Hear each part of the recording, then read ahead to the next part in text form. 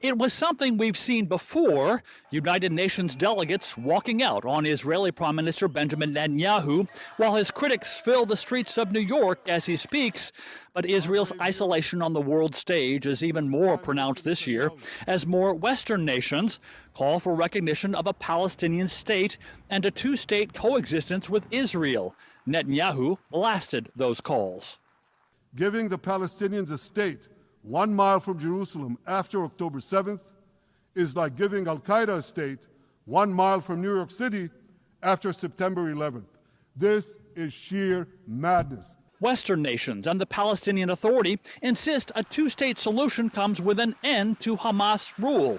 But Netanyahu dismissed the idea that the Palestinian Authority was any less extreme than Hamas. Meantime, U.S. President Donald Trump, who's set to meet with Netanyahu next week, once again struck an optimistic tone about the 21-point Gaza peace plan he's delivered to Middle East nations. I think we have maybe a deal on Gaza, very close to a deal on Gaza. I think it's a deal that will get the hostages back. It's going to be a deal that will end the war. And at the UN Security Council, members voted down a last-minute plea from Russia and China that would have temporarily protected Iran from more crippling UN sanctions over its nuclear enrichment program. Iran insisted it had no nuclear weapons ambitions and that its last-minute push for more dialogue just this week was ignored by the West, and blamed that on the U.S., which bailed out of the 2015 Nuclear Non-Proliferation Treaty just 3 years later. And began bullying other governments to follow suit. It presented no reason, no justification.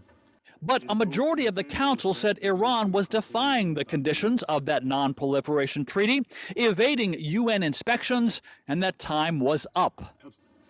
Among the steps Iran has taken is the accumulation of a high enriched uranium stockpile which lacks any credible civilian justification and is unprecedented for a state without a nuclear weapons program.